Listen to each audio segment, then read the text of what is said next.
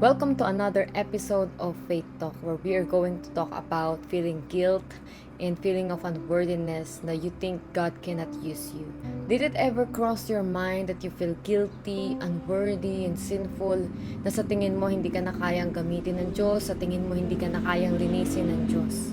I am going to share with you a story of someone who saw himself in his wretchedness, sa kanyang kasalanan at kasamaan, and also he saw the revelation and the majesty of God, and still boldly volunteered to be sent by God and to be used by God. This man was Isaiah. In Isaiah chapter 6, when King Uzziah died, he saw the Lord sitting on the throne. The train of God's robe filled the temple, and there were seraphims singing, "Holy, holy, holy is the Lord Almighty. Holy, holy, holy is the Lord of heaven's armies. The whole earth is filled with His glory."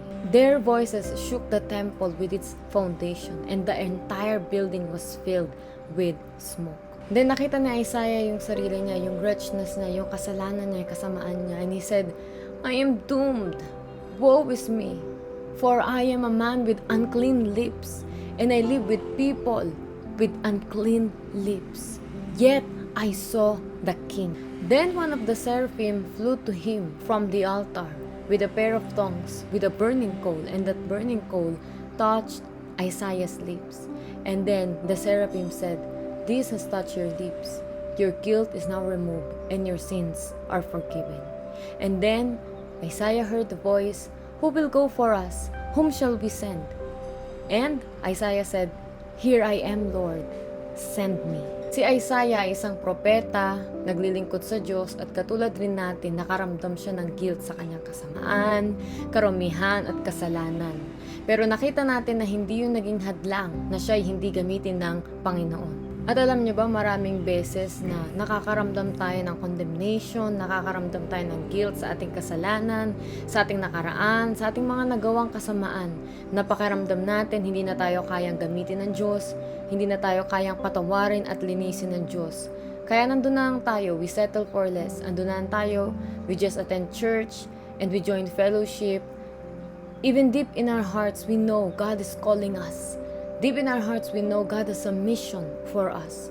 But we do not volunteer and we do not respond to God because we feel unworthy, we feel sinful, we feel unqualified, and we feel we're messed up and we're hopeless. The truth is, we are really not worthy to serve the Lord. I mean, who are we and what can we offer to God?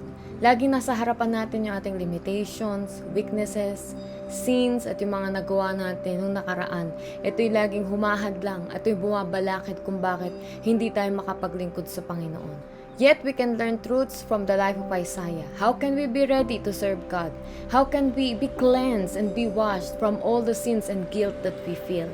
Number one is, God wants to reveal Himself to us. When King Uzziah died, Isaiah may have felt devastated, lost, at hindi niya alam kung ano yung direksyon na tatahakin niya. Pero pinakita ng Diyos at pinahayag ng Diyos ang kanyang kaluwalhatian. God reveals Himself to us in so many ways. When we read the Bible, nakikilala natin ang Panginoon, lalo tayong lumalalim sa Panginoon. Pero hindi lang yun ang kaparaanan. There are many ways that God can reveal Himself to us. You know, when we're walking in nature, sometimes when I'm just walking around my neighborhood and I see flowers, I see all those trees at mga plants, namamangha ako and I felt God is speaking to me. God has many ways to reveal Himself to us.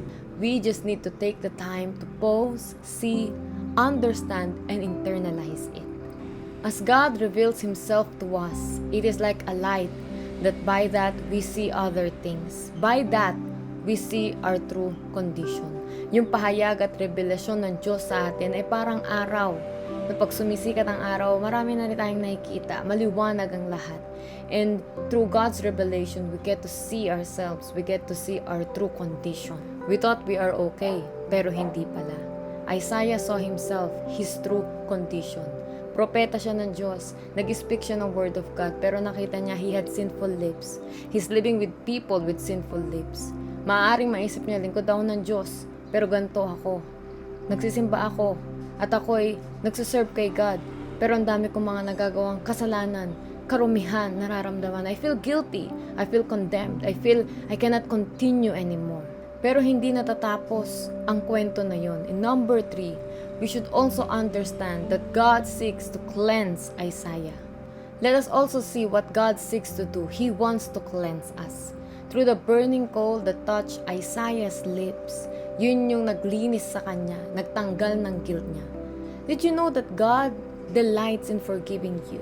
Sometimes without His forgiveness, kasi yung nararamdaman natin yung guilt natin. But God delights in forgiving you, in washing you, and cleansing you by the blood of Jesus Christ.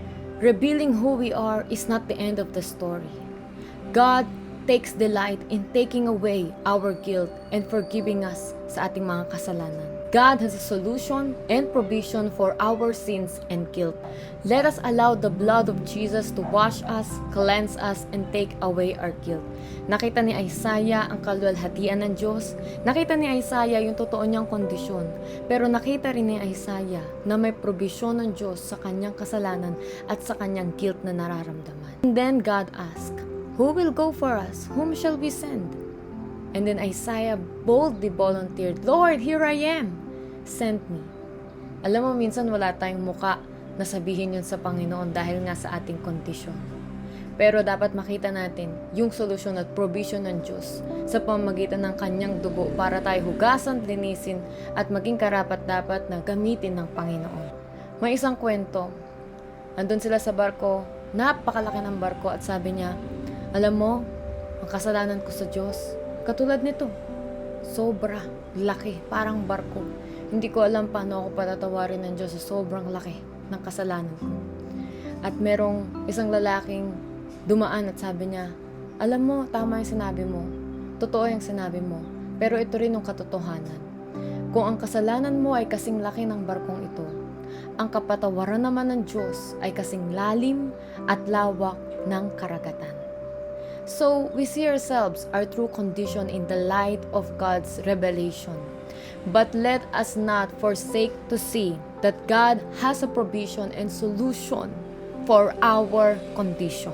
Yes, you cannot deny your sins, you cannot conceal them, and you cannot make excuses for sins.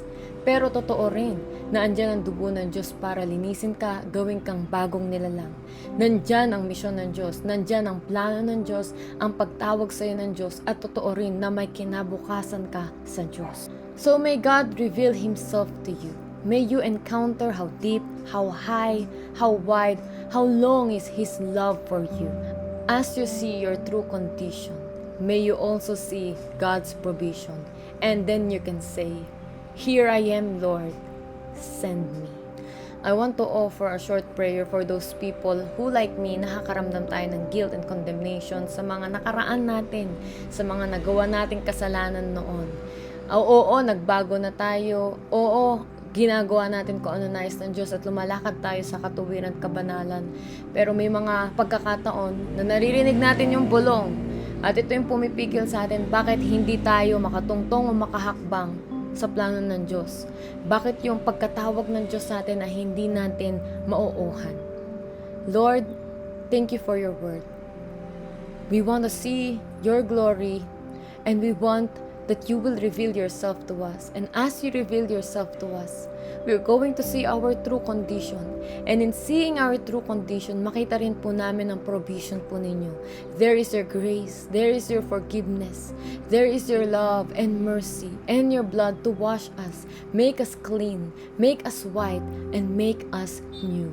Lord, lahat po ng aming mga nagawa nakaraan ay inyo po, Panginoong, burahin na kahit sa aming memories at makita namin na napakarami at napakaganda ng plano nyo ahead of us, O Lord. We thank you, Lord, like Isaiah, here we are. Use us, send us.